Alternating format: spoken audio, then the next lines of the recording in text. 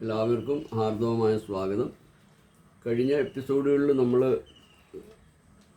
ഓരോ ഗ്രഹങ്ങളുടെ ദശയും അപഹാരവുമായിരുന്നു പറഞ്ഞിരുന്നത്. അപ്പോൾ നമ്മൾ ഇന്ന് രാഹുവിൻ്റെ ദശാകാലങ്ങളും അപഹാരകാലങ്ങളുമാണ് നമ്മളിന്നിവിടെ പറയുന്നത്. രാഹുദശയിൽ പൊതുവെ സുഖഹീനതയും പലവിധ രോഗങ്ങൾക്കും ഭാര്യാപുത്രാദി വിയോഗവും, ബാല്യത്തിലാണെങ്കിൽ ദുരിതവും, വിദ്യാഭ്യാസ തടസ്സങ്ങളും, വിഘ്നങ്ങളും, വാർദ്ധക്യത്തിലാണെങ്കിൽ വായ, കണ്ണ്, പല്ല് മുതലായവ സംബന്ധിച്ചുള്ള രോഗങ്ങളും, സ്ഥാനഭ്രംശവും, അന്യദേശവാസവും, കുടുംബത്തിൽ നിന്ന് വേർപിരിയലും, അധികാര നഷ്ടവും, വിഷഭയം, തസ്കരഭയം മുതലായ വിഷമതകളൊക്കെയാണ് അതിനൊക്കെ സാധ്യതയാണ് ഈ രാഹുവിൻ്റെ ദശാകാലങ്ങളിൽ. അപ്പോൾ ഇവിടെ രാഹുവിൻ്റെ സ്വാപഹാര കാലം എന്ന് പറയുമ്പോൾ 2 വർഷം 8 മാസം 12 ദിവസമാണ്. അപ്പം കളത്ര, അരിഷ്ടതകൾ, വ്യവഹാരം, ധനനഷ്ടം, ഉത്സാഹക്കുറവ്, ദൂരദേശ യാത്ര ഇങ്ങനെയുള്ള ഫലം വരും. രാഹു ഇഷ്ടഭാവ സ്ഥിതരായിരുന്നാൽ ശുഭഫലവും അനുഭവിക്കാൻ പറയുന്നുണ്ട്.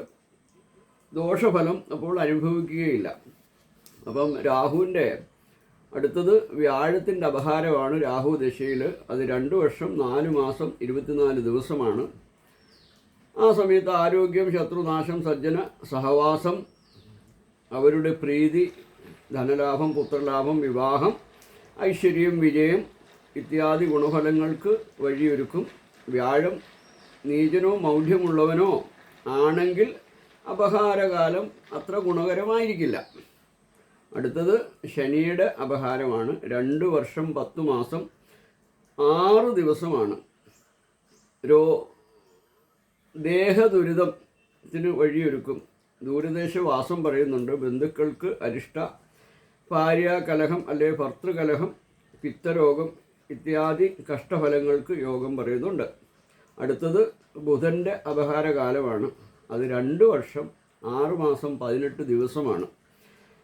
ബന്ധുജനപ്രീതി, ധനലാഭം, സ്ഥാനത്തിൽ ഉയർച്ച, അഭിവൃദ്ധി ഇങ്ങനെയൊക്കെയുള്ള നല്ല ഫലങ്ങളൊക്കെ ബുധൻ തരുമെന്നാണ് പറയുന്നത്. അടുത്തത് കേതുവിൻ്റെ അപഹാരമാണ്. 1 വർഷം 18 ദിവസമാണ്.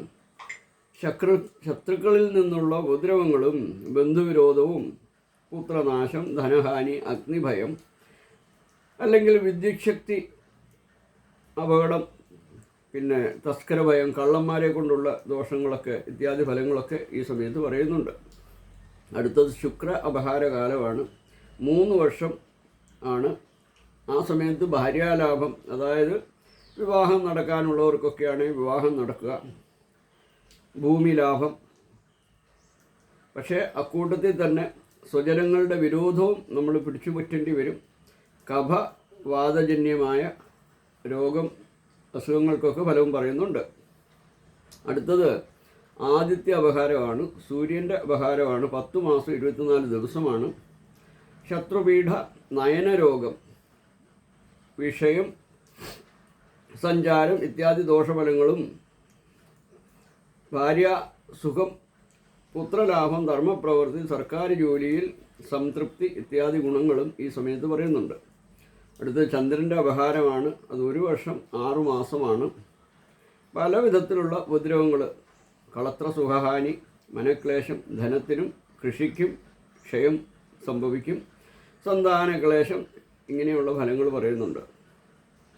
അടുത്തത് ചൊവ്വയുടെ അപഹാരമാണ്. രാഹുദശയിൽ അവസാനത്തെ അപഹാരം ചൊവ്വയുടെയാണ്. 1 വർഷം 18 ദിവസമാണ്.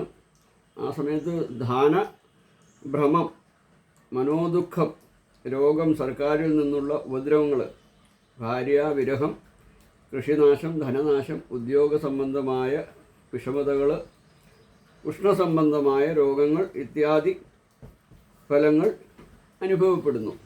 അപ്പം അടുത്ത എപ്പിസോഡിൽ വ്യാഴദശയിൽ സ്വാപഹാരങ്ങളും മറ്റ് ഗ്രഹങ്ങളുടെ അപഹാരങ്ങളും പറയുന്നതായിരിക്കും. ഹരി ഓം, ഹരി ഓം, ഹരി ഓം.